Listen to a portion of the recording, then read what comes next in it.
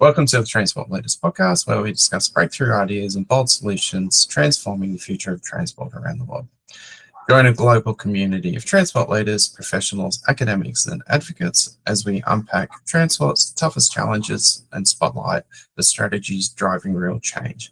From system reform levers and political realities to sustainability and technological disruption. Join myself, Graham McCabe, and Russell King, and our guests as we offer perspectives as we discover ways to transform our transport systems. G'day everyone, I'm Graham McCabe. I'm founder of Step Advisory, a transport planning and traffic engineering firm, and I've worked in consultancy and government for over 25 years across Australia and Australasia. And hello, I'm Russell King. I'm a transport strategist and founder of the Transport Leader newsletter and blog. And I've worked on the policy side of transport for nearly 20 years. Okay, Russell, what are we going to talk about today? Today it is buses, Graham. Buses. Oh, I should change my background name. Yes, no more light rail. Today it's all about buses. What's good about buses? What's bad about buses? What do we get wrong about buses? What do we get right about buses? Okay, so Russell, I'll rip out the trams behind me and replace them with buses. Yep, yeah. We've done it before. Why can't we do it again? Well, yeah, smart decision back in the 50s and 60s. Yeah. Why did we do it? Get rid of trams and streetcars and replace them with buses. It's a good question. I haven't looked at it in detail. I think from the things I've sort of read around the topic, I think it was not really about buses or trams. It was really about cars. And it was about making sure that cars had access to these places where trams were going down, because trams were getting in the way. And I think there was a lot of lobbying from various pro-car groups to get rid of the trams and replace them with buses. And I think there was also a kind of logic which says trams are restricted to where they can go. Buses have much more flexibility about where they can go. Yeah, and that's one of the hallmarks of why transport planners like buses is their flexibility. If a route doesn't work, you can change it. You can move it. You can, if there's a new hospital, you can move your bus routes very easily to support the hospital. And while we don't do it that often, network redesigns are much easier to achieve when you're using a bus system. Yeah. So if you're changing, the structure of your city is changing over time. So jobs are moving from, say, a concentrated CBD and becoming more dispersed across your city.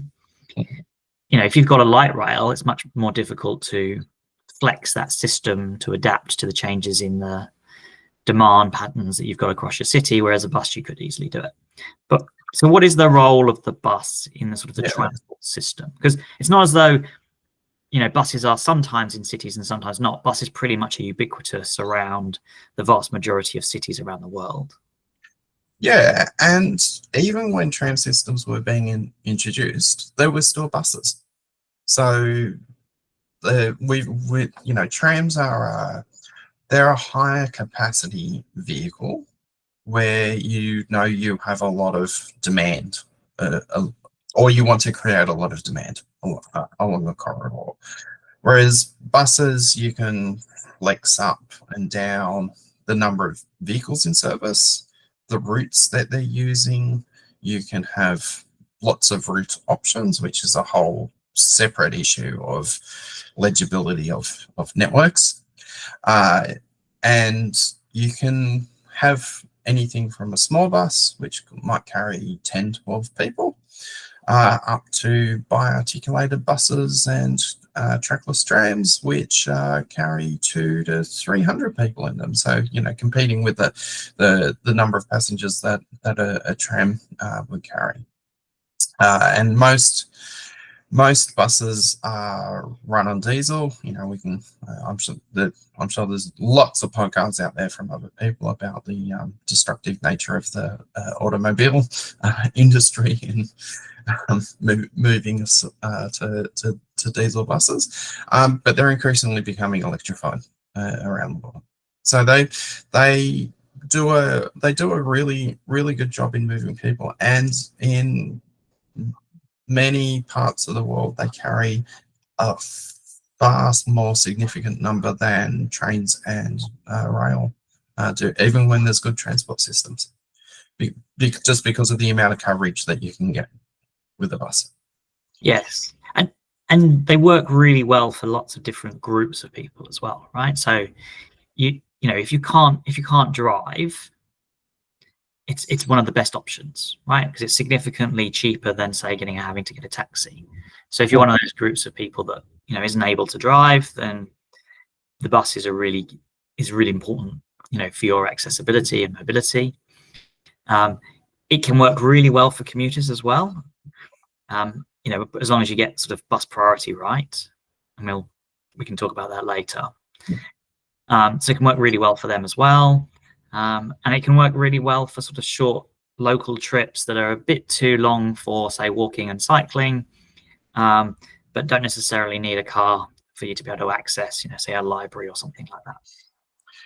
Yeah, and it is very much it's a travel distance thing. So your, you know, walking trips, healthy fit person, you're targeting up to 2 kilometers.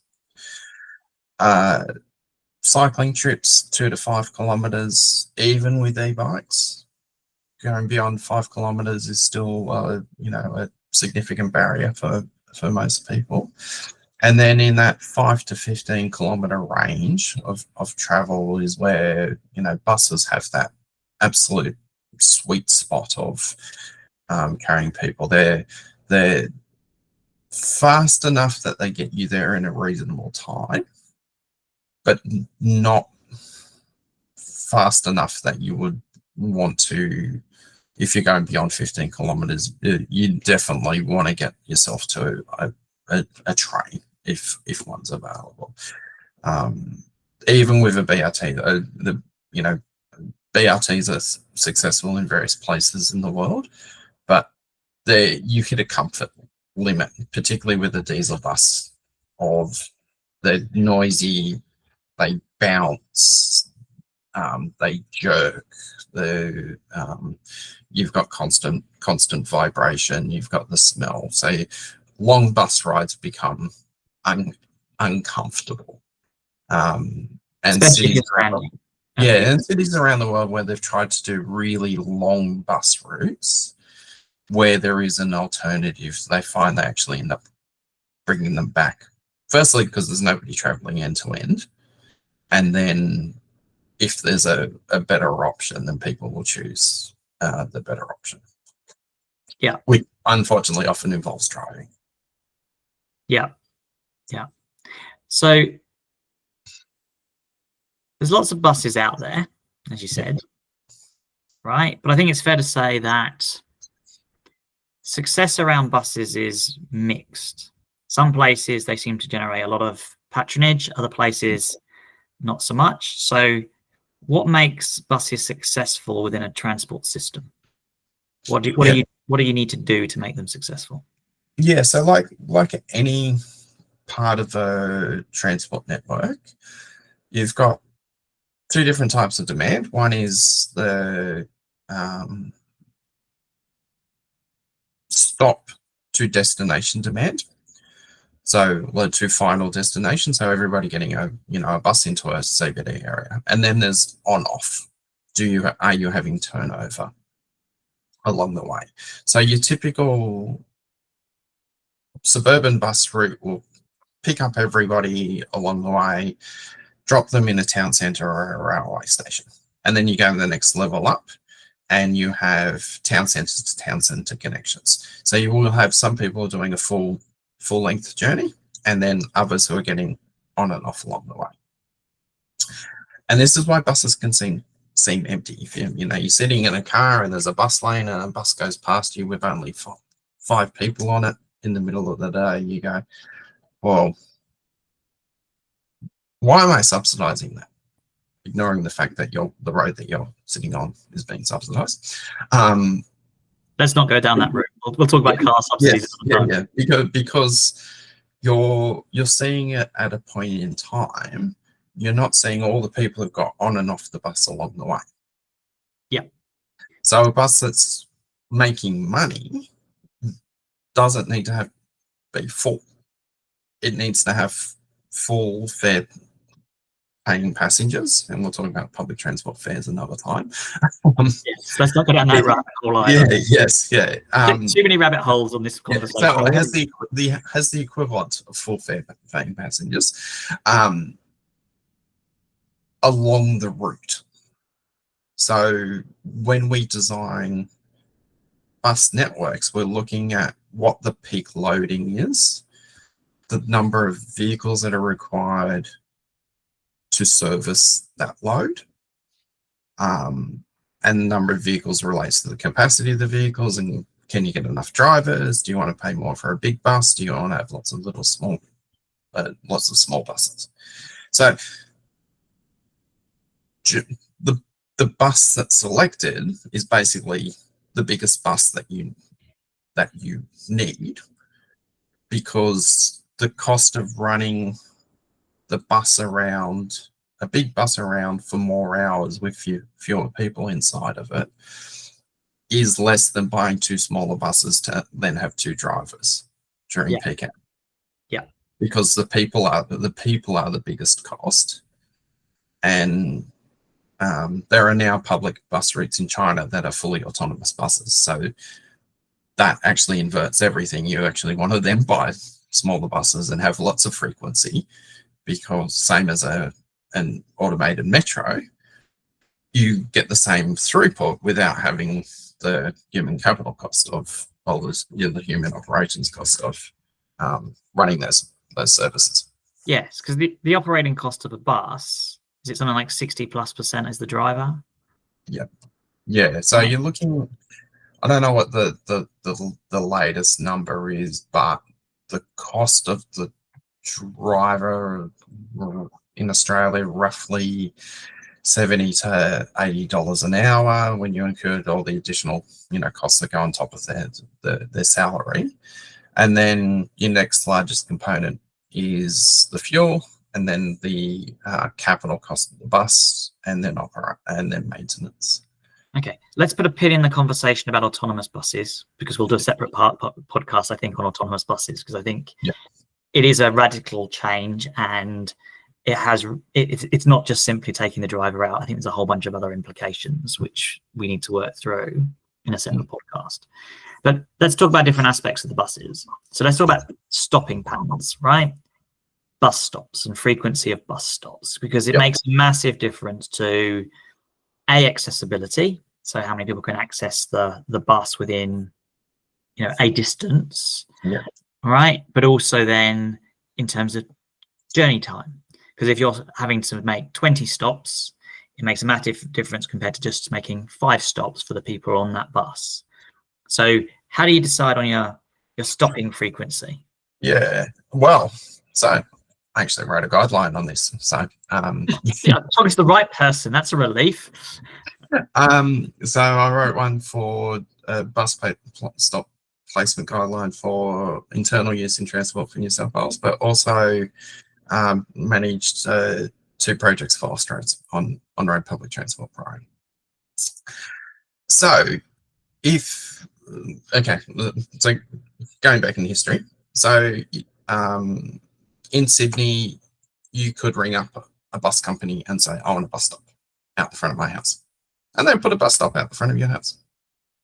So you get an individual bus stop. So literally there was one part of Sydney that I was working on where there was the closest bus stops were 90 meters apart from each other. Yep.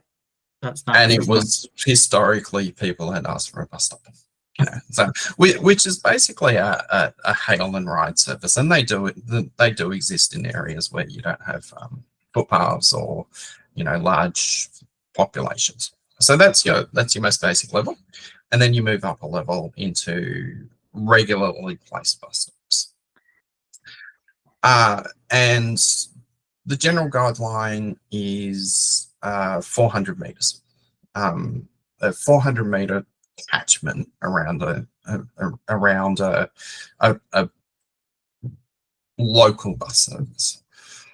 Historically, that's been a circle on a map because people weren't very good at analysing catchments. Now you can do it as a catchment based activity. So what can you actually, are you actually walking 400 meters rather than that 400 meters being interrupted by a river or a railway line or a motorway? Yeah, or is it uphill?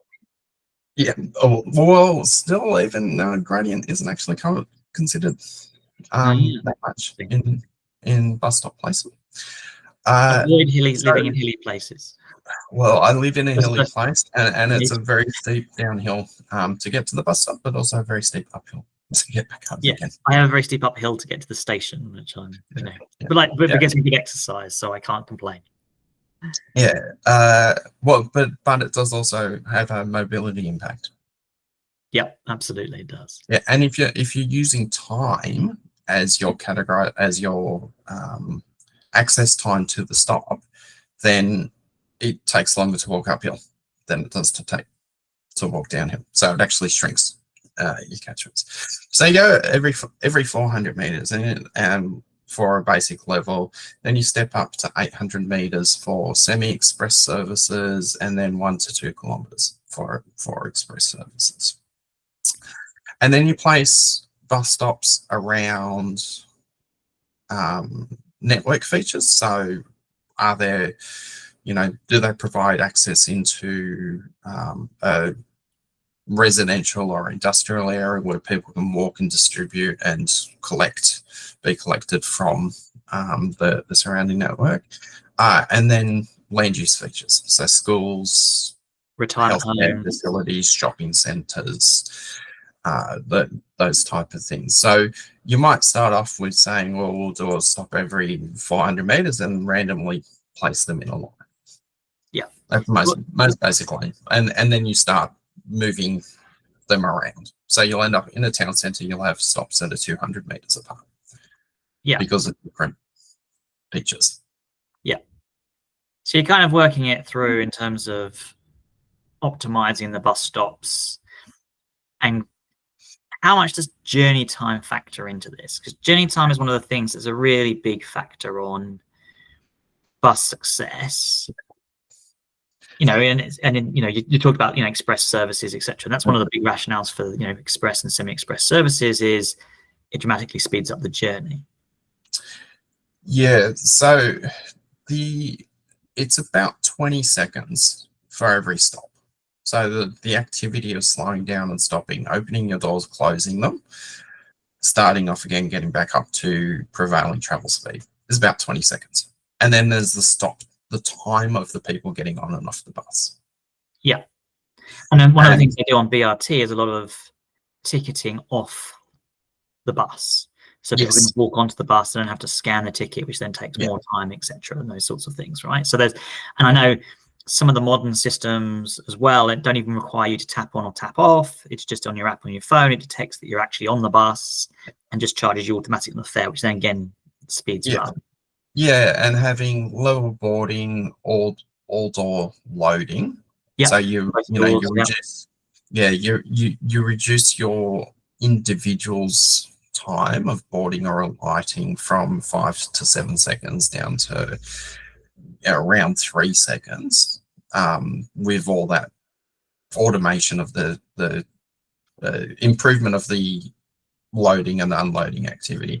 So the more doors you have, the bigger doors you have, level floors, wide aisles, then it's becoming more and more like the thing behind me. Yeah. Tram. The other thing I think we should probably mention, especially as someone from London, you need to think about double deckers, because the issue with double deckers is also that dwell time problem, because people getting up and down stairs. Yeah, and it gets even worse if you have restricted workplace health and safety policies, which say you're not allowed to go up and down the stairs or stand on the top deck while the vehicle's moving. Yes. It takes so it takes a very long time to load and unload the bus. So every stop has a much higher dwell time. So then the other biggest factor in your journey time is your travel speed and the interruptions from things like traffic signals. So, but people care more about reliability. Something can be reliably slow so long as it's within an expected window. So you know you're not going to be 20 minutes late for work because the bus is reliably turns up and gets in at a reliable time. So you can actually go, I know which bus I need to get, and I can be very confident that it'll get me there 99% of the time. Yeah, and a lot of the problem with comfort on buses is that timetables are squeezed so tight that drivers are accelerating and braking hard. And when, particularly with the way that diesel buses are manufactured and some battery electric buses now, is you have a big mass at the back of the vehicle. So when you're starting out, the front wheels dig in because the back wheels are where the power is. Yep. So you actually create a momentum like that. Yeah. And then when you're stopping, the same thing happens again. For those not watching the video, when he went like that, just what Graham meant was there's a rotational effect. Okay, and you can feel the pull on your body. Yeah. Right. Yeah. So why do they make the timetable so tight? Money. It's always money. Everything's money. So hold on, just to be clear, this is the time equals money, right? So time equals money. Because what we're doing here is there is a smarter way to get that quicker journey time than the drivers braking and accelerating faster and harder, right? Which then gets us onto bus prioritization. Yes. Yeah. So the timetables are set tight because of competitive tendering. So under the system that we have in the UK and Australia with bus contract tendering, is you're given these are the routes. Here's all the information about how fast buses are going at the moment. You develop an optimized timetable that charges based on kilometers and hours, and then that's how we're going to pay you. So the optimization piece is to optimize the number of hours. So the service hours, the hours that are being provided to the customer with the fewest buses. Yes, and the problem here for me is the smartest way of speeding up the buses is through bus prioritization, right? So dedicated bus lanes, advanced, traffic light systems. So they, the bus light, the green, the traffic light goes green when the bus approaches. Those sorts of things. Okay, but that doesn't get taken into account, right? It's just this. It assumes the status quo. So you lose one of the incentives for bus prioritization in that there's, from the franchise perspective, they don't have the power to run the operator, and once it's been tendered, they have to deliver to that anyway, and so you kind of, that's the expectation, rather than within the agency responsible for doing bus prioritization, rather than actually undertaking bus prioritization. Yeah, and so one of the roles I had in New South Wales government was managing the planning for bus priority, but then also doing operational improvements. So it's small scale improvements where the contracted operators were having trouble meeting their schedule. So, when you have the tender phase, there's always an element in the contract which is exemptions to the reliability component. So the timetable adherence, and that's congestion. So, unforecast congestion. And guess what? Congestion increases every year. Yes. So the tenderers are given a model level of what their travel time should be, and then as congestion increases, they go, well, we can't meet this timetable. We need a congestion supplement, and knowing that is now built into the contracts. It's a risk management exercise. Yeah. For the contractors. But it doesn't improve the service. No, it just makes them more likely to actually be profitable. Rather than lose money. And bus operations is a money losing prospect. Yeah. So why do we not have massive bus prioritisation across Sydney then? You're in bus prioritisation, you understand all of this stuff. What is holding you back, Graham? I'm throwing this one back at you. This is not a technical issue. This is a political issue. I know that, but I'm asking what your perspective was, because I think that is all right. important angle, right? Because you're in there in the heart of the government body, responsibility for doing bus prioritisation. You knew technically what needed to be done. Yeah. Okay. What was your perception of what was holding you back? An unwillingness to cause pain to car drivers. So a lot of bus priority projects will widen the road to add the bus lane, or we'll put in a left turn lane with a bus queue jump in it, or not. So going back to our previous episode, not willing to take away from car drivers because bus passengers are just accepting the crap reality that they have, whereas car drivers get angry and contact politicians if you get paid. So there was always plans that we would self-moderate our approach on, because we knew they would not get endorsed for delivery. So you end up with starting out with, okay, well, this is the thing that we would know will work, and then there's self-censorship, because you would push things up the line and you get pushback from higher level people, and then there would be projects which were no-brainer projects, which would actually get killed by local MPs when they got briefed, and they'd say, well, no, I'm going to the minister because this is not going to happen. So and some of these were projects which actually didn't do anything to cars. They just added a new piece of bus infrastructure. Yep.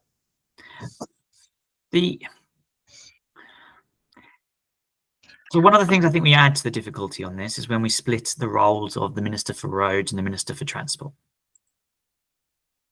Because you then have the problem of you have to get two ministers over the line on these things, as well as you say, how do you get the local MPs on board as well? Yeah, members of Parliament for people outside of the Westminster system. Yeah, so you've got that political challenge, but some places do it well anyway. So it's not impossible, is it? But as you say, you've got to be, as a minister in charge of transport, you've got and roads, you have to be willing to communicate what you're doing and communicate well and why. And you have to have commitment. Yeah. So you can't go to water after the first oppositional piece. Yes.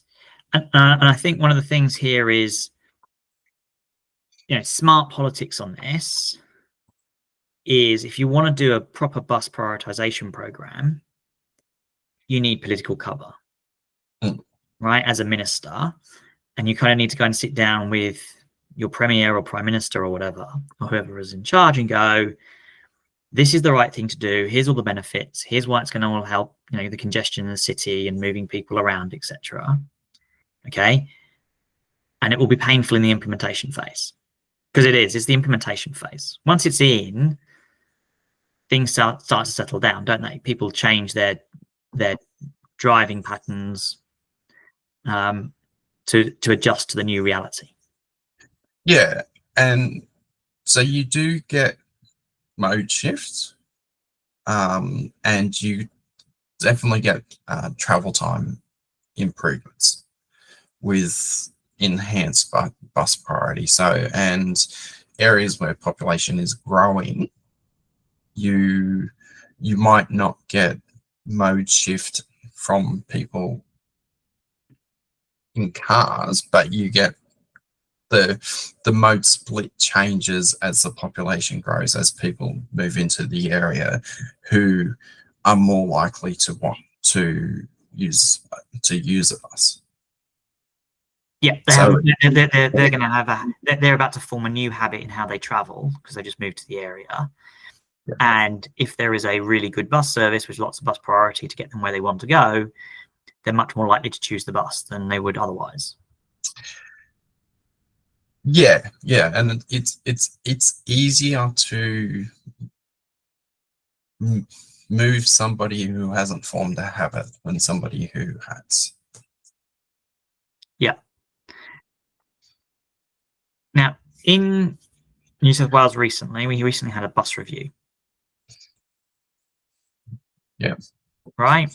And we can talk about... I mean, let's be frank about the review, right? Yeah, it's the same as the 2003 one. It's the same as the 2003 one, right? Yeah.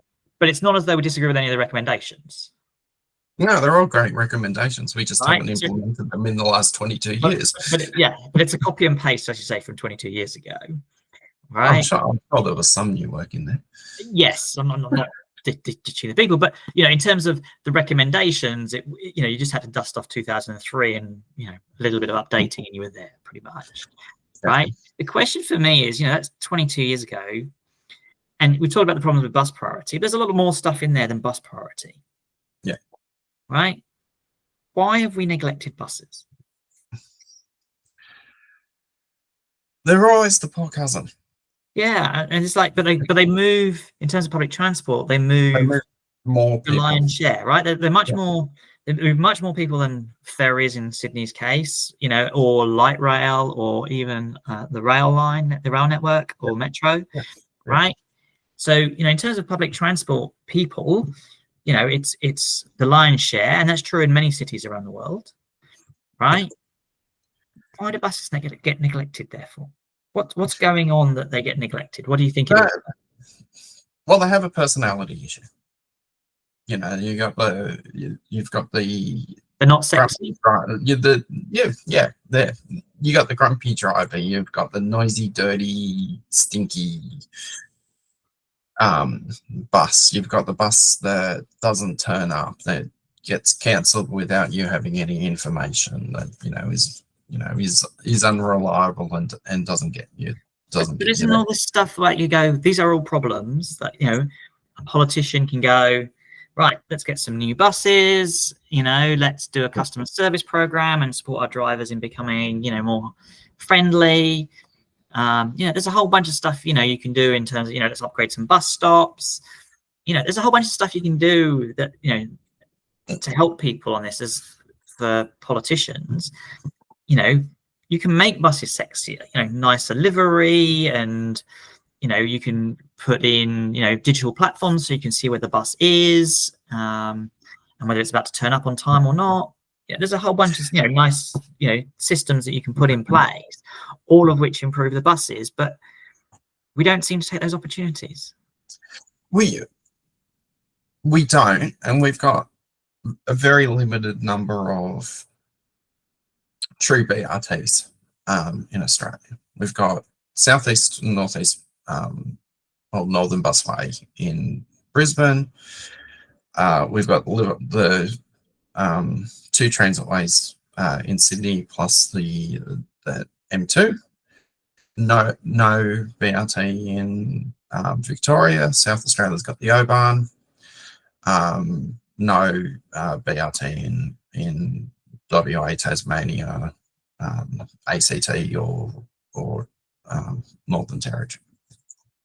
So when we do it, it's actually pretty good. Like the Liverpool Parramatta transitway in Western Sydney has a bus every 2 to 3 minutes during peak hour, and there are double deck buses that run full. Yeah. So we can do it, and we can do it well. And that actually created new travel patterns that didn't exist prior to it opening, because it filled in a network gap. So people actually changed where they were going to work or where they lived. Because if they worked in Parramatta, they could now live in Liverpool, whereas before that wasn't an option, and vice versa.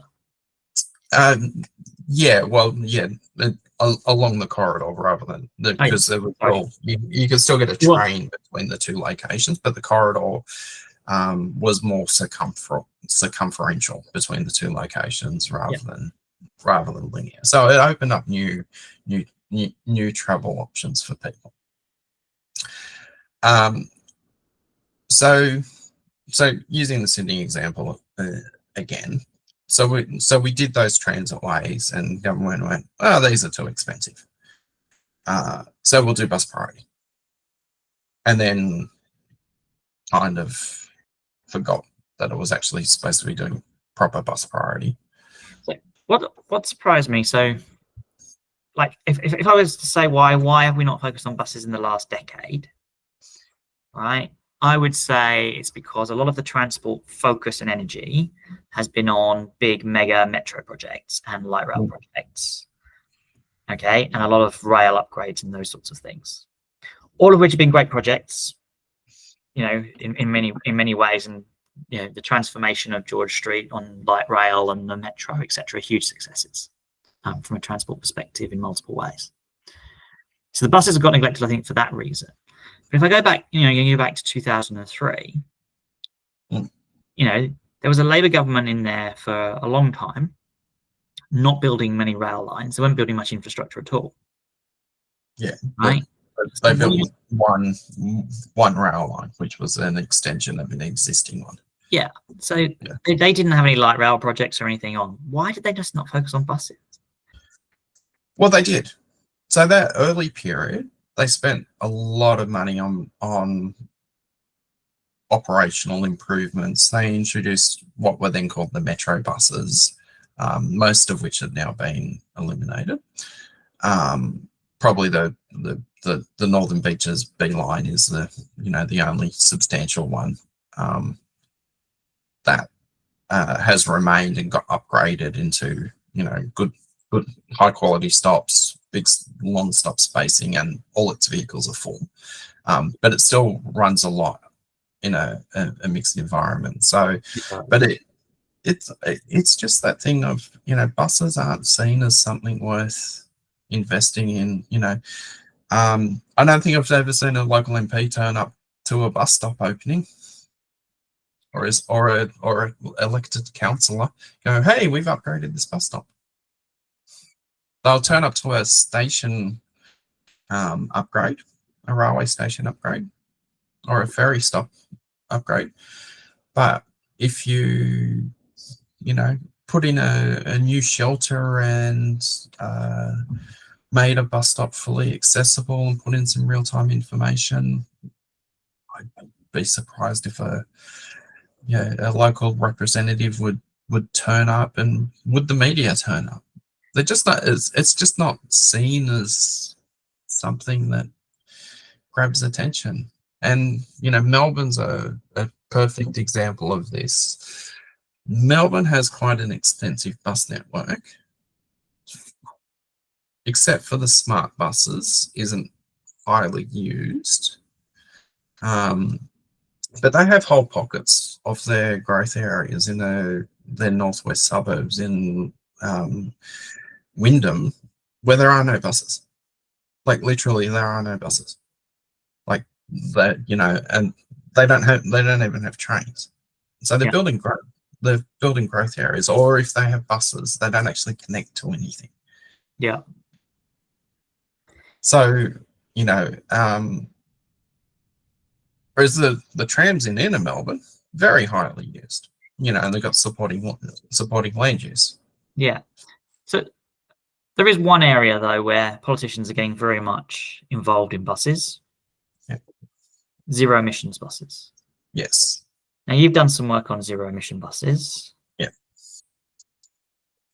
Good thing, bad thing, mixed thing. What are we getting right? What are we getting wrong on zero emission buses? It sounds all good, right? The spin is, we're getting rid of dirty diesel. We're now making, that's polluting and lots of carbon dioxide and other pollutants. Now we're converting it over to electric, and now we have these beautiful clean buses. It's all good. There's nothing to see, and also we're going to build them locally as well. It's going to be manufactured locally, so it's going to be great. High-end jobs for local people, local buses for local people. Yeah. So okay. Well, I'm going to start with that last one first. Okay. So 50,000 buses in Australia. Buses and coaches, public and private. All of which need to go to net zero because by 2030, transport will be the largest source of emissions in Australia. Yeah. So take a guess how many buses we build in Australia per month. Per month? Yeah, or per year. Yeah. All right. 100. Yeah, not too bad. Yeah, Okay. about depending on the month, roughly about 150. Okay, so 150 buses, and we've got to convert 50,000. 50,000. Yeah. And that's 150 a year. No, 150 a month. So 150 a month. Okay. Yeah. So we're talking 2,000 a year, something in that region. Yeah. Yeah. So at 50,000 to do, it'll take us around 25 years. Except a bus only lasts about 20 years. If it's a bus that really makes it to the end of its life. And that's a diesel bus. Do electric buses last? I mean, you could probably replace the batteries, I'm guessing, in that time. So you. Look, like with electric cars, electric bus batteries are a myth. We buy batteries that are far too big. We're buying 400 kilowatt hour batteries when we only need about 250. Be great if they're being used as grid storage with vehicle to grid. But otherwise, you're just dragging a whole heap of extra weight around for no good purpose. Why are we over-specifying? I should really ask. Why are we over-specifying? I'll probably offend a lot of people if I give an answer to that one. Okay. Gold-plated asset management would be my guess, but because that's what typically. And people who aren't involved in bus operations actually doing the specifications. That's the same with electric bus charging as well. Gold plating, -5 to 60 degree, or temperature ranges where you got to be doing 350 kilowatts per hour, just like completely nonsense things that are unrealistic. Which don't get me started on asset management standards in Australia on transport. Yes. Okay. This is good, right? We need to be net zero by 2050. Yeah. Right? And it's going to take about 25 years from today to convert them all. Okay? Broadly speaking. I appreciate there's some numbers and maybe you need to increase the capacity somewhere. But we're all good, aren't we? Like that's 25 years, net zero in 25 years, every bus will be zero emissions. And built locally. Brilliant. We're still buying diesel buses. What? Or only New South Wales has committed to no longer buying diesel buses. Why are we still buying diesel buses? What's going on there? Is that because go on? Why is that? Why? Well, because okay, you like this one in the estimate. Australia's unique, don't you know? We have to trial them. So New South Wales has to trial them, and Victoria couldn't just take the learnings from New South Wales; they had to trial them. And Tasmania couldn't take the learnings from Victoria and New South Wales; they had to trial them. And South Australia couldn't take the learnings from Victoria, New South Wales, and Tasmania; they had to trial them. We're still doing electric bus trials for suburban services in our capital cities. Yes. So for those that don't know, the level of adoption of electric buses in Australia compared to, everywhere else in the world, well, vast swathes of the rest of the world, certainly places like Europe and Asia. Okay, we are miles.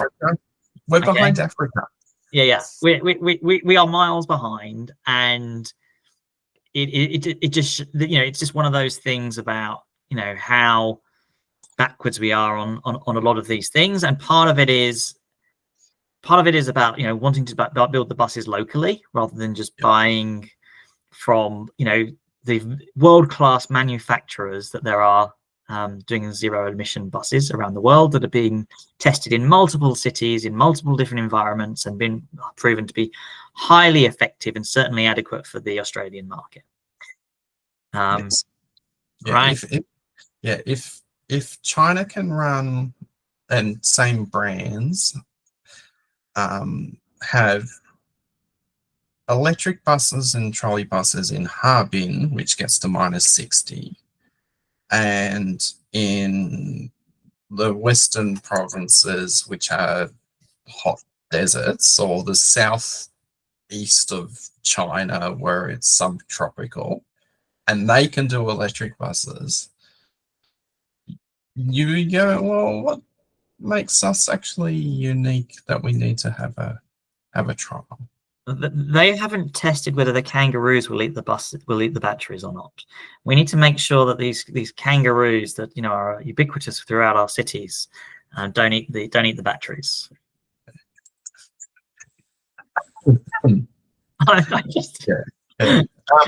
But there is a different side of the bus issue, which is the trolley bus fetishists. So trolley buses are an awesome form of electric transport. They were the original electric buses, and there are a lot of people who say, well, we shouldn't be doing battery buses, we should be doing trolley buses, and running overhead cables. Now, having worked in the Sydney, worked for City of Sydney, and the aversion to overhead wires, introducing trolley, thankfully not too many in Australia, people in Australia are saying that we should be doing trolley buses. But poles and wires for transport is not seen as the done thing, except for rail, because it's ugly and it creates additional street clutter and things like that. So if we want to go for quieter, cleaner, healthier public transport for buses, then it needs to be battery based in Australia. Yeah, I mean, I think the trolley buses have got a really good place, and they do really well there's some cities where they're extremely successful. It's not an area of expertise, but I did start digging into it because I knew it was a gap, and I was very impressed with their performance and the lifetime and stuff that they do. But as you say, the wires and the political issues around the wires are a challenge. Yeah. So we had trolley buses. Yeah. So is our problems with zero emission buses a combination of many of the states are not quite ready to jump into zero emission buses yet? Two, that the local manufacturing means it's going to be a very slow rollout anyway. When we finally do get round to deciding that we have fully tested zero emission buses and they're now ready for deployment en masse. Right? Is there anything else holding us up? Uh, so there is, I mean, there are people who are pushing renewable diesel as a replacement. So cooking oils from ethanol, etc. Yeah, which gives you about 90% of the carbon emissions, I understand, something in that region. It's if you're using electric, all electric machinery during the processes, you do a reasonable job, but it doesn't get rid of the noise. It doesn't get rid of the localized health effects. So one of the brilliant things about transport electrification is it makes cities so much quieter. Like you only have to look at videos of people who haven't been to China for 5 years, and I haven't been to China in 5 years, but everybody who goes there now goes, "Oh my God, the cities are so quiet," because the entire transport system's been electrified. Yeah. Because if you have congestion and everybody's sitting still in their electric vehicle, you're taking up road space, and it's not a great environment in terms of what's going on around people, but it's quiet. Yes, and this is something I've heard people say about London as well, not just China. In terms of London, people who have been back to London in the last few years, not been away for a while, have said it is a lot quieter, and noticeably so, than a city with much less electrification like Sydney. Yeah. So focusing the electric buses on activity areas rather than spreading them evenly would be the right thing to do. But it's the areas that have high levels of activity are usually where the older depots are, so they're harder to electrify. Yeah, so it's not a question of just plugging them into the local plug socket, is it? No, it's not. When you have 100 buses that need about 200 kilowatt hours each at the start of the day, you're looking at either a big battery that's charging slowly for discharge while the buses are back in the depot, or you're looking at upgrading grid connections. Yeah. So and all the drivetrains for all the buses in Australia are actually imported anyway. None of them are made here. So it's actually it's a coach building industry that we're supporting, not an entire bus industry. No. It's a bit smoke and mirrors, right? The economic value that we're adding on these vehicles is very low. Yes. Yeah. So, Russell, when it comes to buses, we've talked about why people don't think they're sexy, why politicians don't think they're sexy. Can they actually support good land use and become sexy?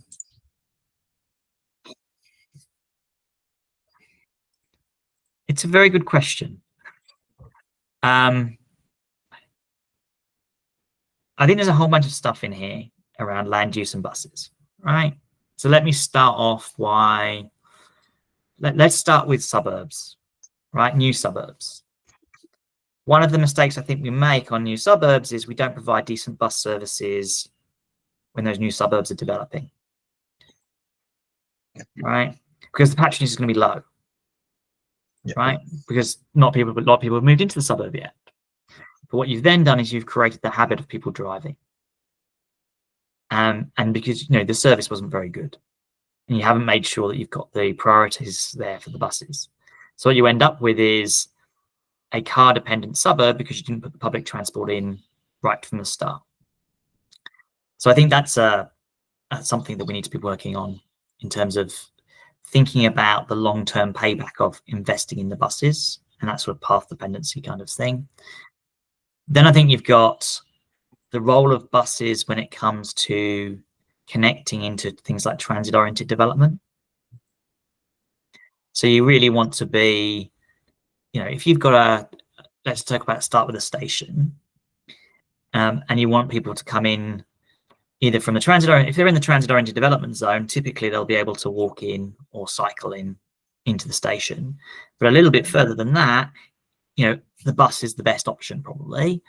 And so you want to be able to connect into the station really quickly and frequently, and you want the bus to be able to do that, to do the heavy lifting on that, to get them in, especially at peak times.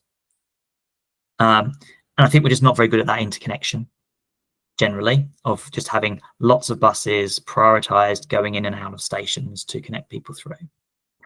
So that's one of the things I think we can do, which would then support.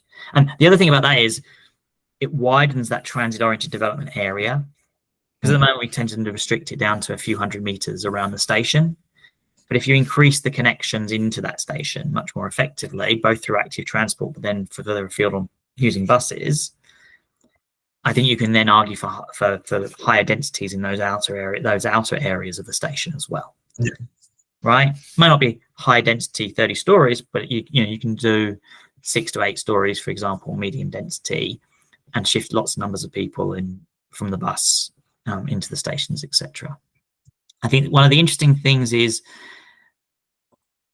bus hubs. So we do transit-oriented development around stations. Why don't we do transit-oriented development around bus hubs? So if you've got a significant bus hub, lots of buses coming in and out, lots of different routes, lots of accessibility into different places, why would you not build density around that bus hub?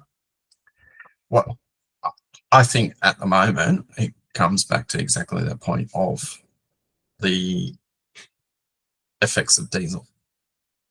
Who wants to live near a place where there's lots of noisy buses sitting there chugging away while they're waiting to go out onto their next route? Yeah. So there's an amenity thing here is that because if they're noisy, as you say, noisy, they're polluting, but if they're going to be quieter, much less pollution, maybe that's an opportunity in the future.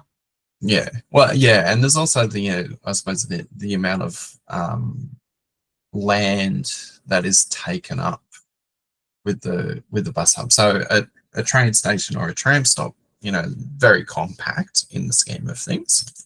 You'll have a corridor that's maybe 30 meters wide if it's got multiple routes going through it, and you can get quite close in terms of density, or once you get out of the humidity interchange. Whereas buses, they take up room to circulate, they need to lay over between routes unless you're doing lots of through routing. So if I think of somewhere like the Bankstown in Sydney, it's got a mixture of through running buses and terminating buses. So you have a lot of land that's taken up by the buses, but it also has,